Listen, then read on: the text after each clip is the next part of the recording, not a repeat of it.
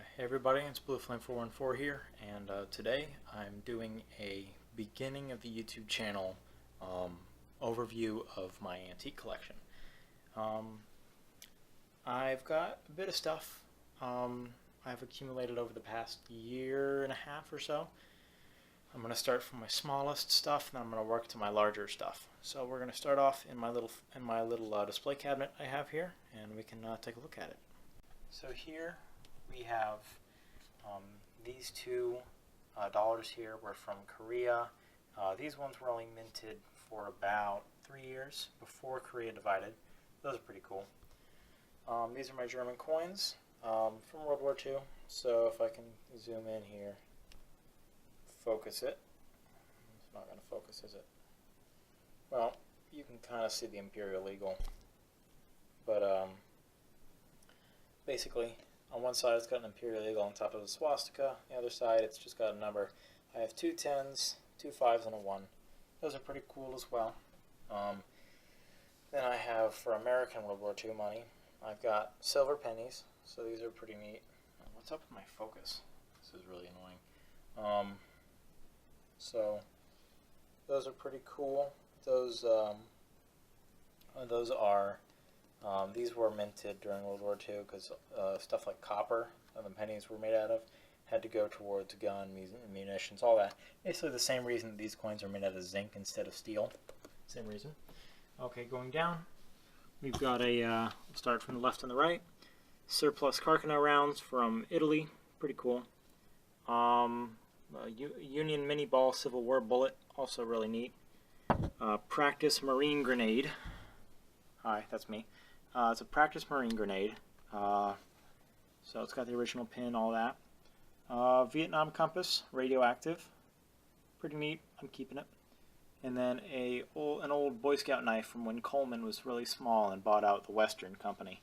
And then fake dog tags I got made, but I found a place where I can get some real ones. Okay, let's move down. Keep bumping the mic, sorry about that.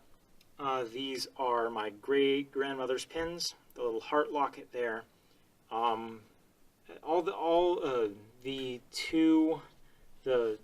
The middle one and the left one are the ones that belong to my great-grandmother. Both of them which her boyfriend, who went off to serve in the infantry during World War II, gave them to her. One says "Sweetheart in Service," that she would pin to her lapel.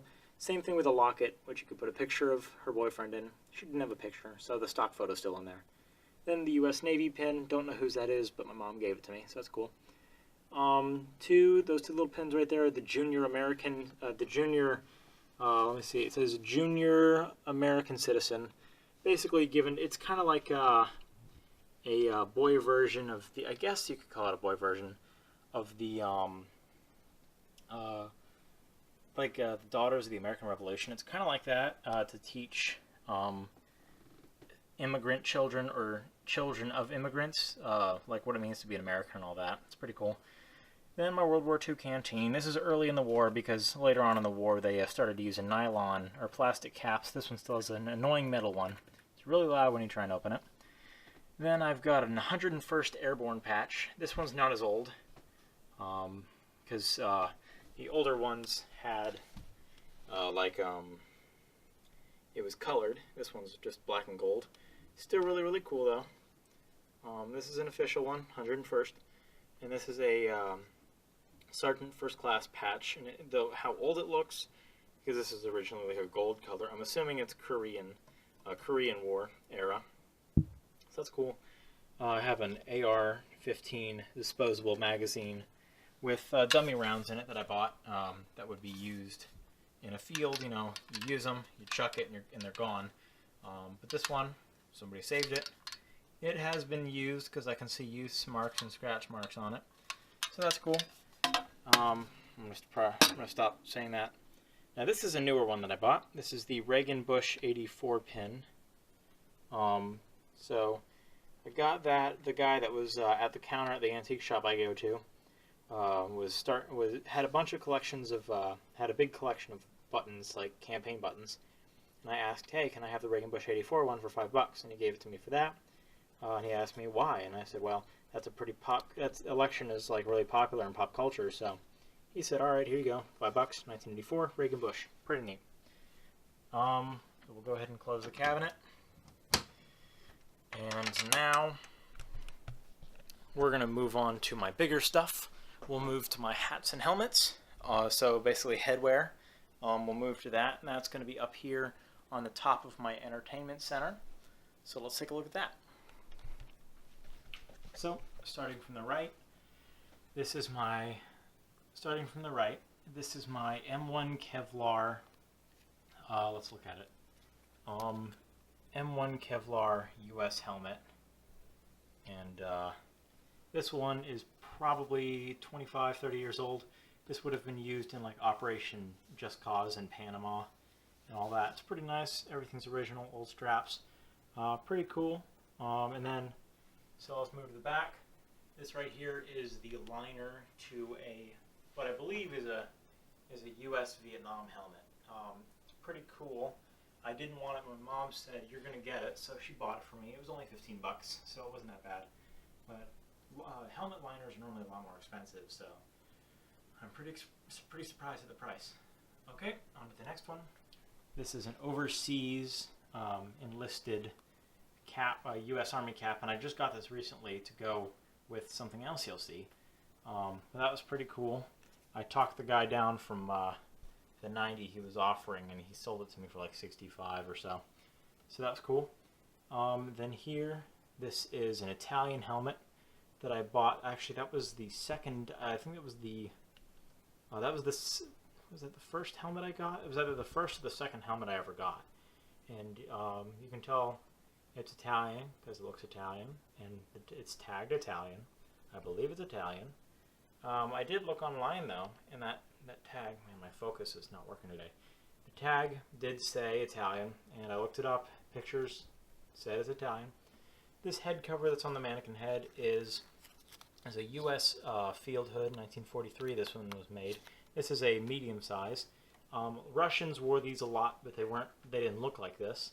But this is U.S. Army. This one, I believe, was actually used at the Battle of the Bulge, so that's pretty cool. Next one over is my World War I helmet that I got really cheaply because the guy that sold it had no idea the original value, or the actual value, so I got it for $115, but the lady at the store that knows me gives me discounts all the time, so I got it for $100, which is like a freaking steal if you know how much a World War I helmet is. And that's the original netting. It's pretty disgusting. If you've ever gone netting, like fish netting, or I don't know the proper term for it, but it's basically like you catch fish in a giant net, and after a while the net gets rotten and it's all hard and all that. It's pretty much what this feels like, because I mean this is the original netting, and this one did actually see battle. It's got battle damage, scratched, and it got wet. That's why the netting is disgusting. Okay, so let's now move down to the biggest part of my collection, my uniforms, and I said to talk about that, so I'll show you that in a second. Here I have my modern U.S. Army uniform, digital camo. What the Russians are using is also digital camo. That's their national camo. It's pretty nice. It had a name tag on it when I bought it, but I took it off because I considered it disrespectful. Got the Army flag. I want to get a patch right here to put there, but it's 2 pockets on the breast.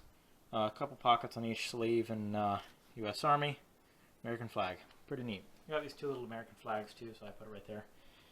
Next one over, brand new buy, is this is a U.S. Marine Corps Sergeant Major trench coat that was probably worn overseas. This guy did 12 years serving as a Marine. You can tell because each one of these stripes in the Marine Corps, I think it's the Marine, Air Force, and then the Navy, each of these service stripes, or I think they also call them like hash marks or something. Each one means 4 years, and it's different for the Army. The Army one is 3 years. This dude did 12 years. It's got it's a 4-button breast.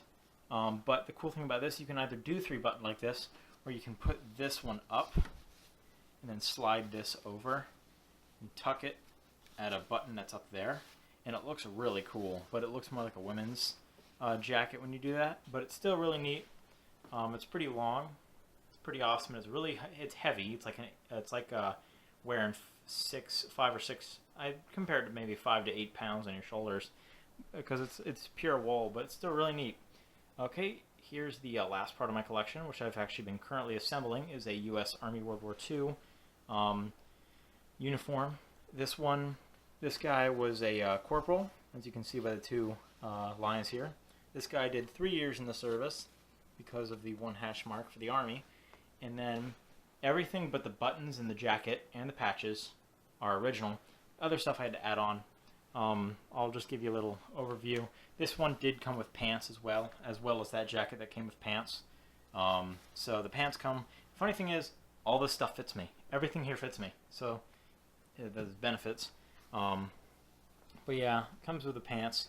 The pants are good, but a little tight on me, as well as the jacket, but I'm okay with that. And the trench coat. But moving on, you got the ranks on each side. But only on the left sleeve do you have the hash mark. And then my mom got me this cool little, I don't have my macro lens on, but it says World War Veterans 29th AEF. I looked that one up, and that was a division that was very small. Turns out one of my closest friends, turns out his great uncle served in the 29th AEF. So that was pretty astounding.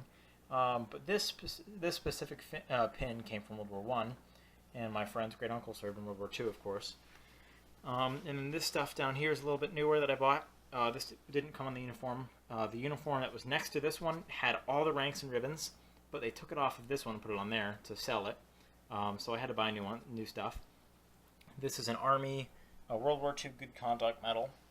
It's pretty nice. I'll do a video on it if you guys want to see it. And I'll do a final announcement at the end for everything. And then here, this ribbon right here is U.S. That one's U.S. Victory of World War II. This one is the Asian Pacific Theater participation. Well, not participation because that sounds bad, but this dude fought in Asian Pacific. And then this is the American Defense ribbon. And this whole ribbon rack came together because I didn't want to buy each one individually if I could get them cheap altogether. And I got this one for like 16 bucks, so that was pretty nice. But that is my, I'm going to wrap it up here. That's my collection, from my display case to all of my uniforms, and I'm going to collect more, to all my helmets and service caps. So final announcements. If you want to know anything more about any of this stuff, you can either research it on your own, or you can tell me in the comments that you want a little overview and a history session. You want me to make a video about anything in here. So yeah, if I get 10, 15 comments asking for a video about any specific thing, I'll make it. So this is my first video, as you can tell. So I want to try and get this video running. So please do share this video with your friends if they like antiques as well. Please do subscribe. I don't really like asking that because everybody asks it and you don't really end up doing it unless you really like them. So I don't want to ask you to subscribe, but if you like my stuff and you want to see more about it, consider it. And click the bell icon so you you won't miss my videos. Don't forget to don't forget to be a good person today. All right. So see you around.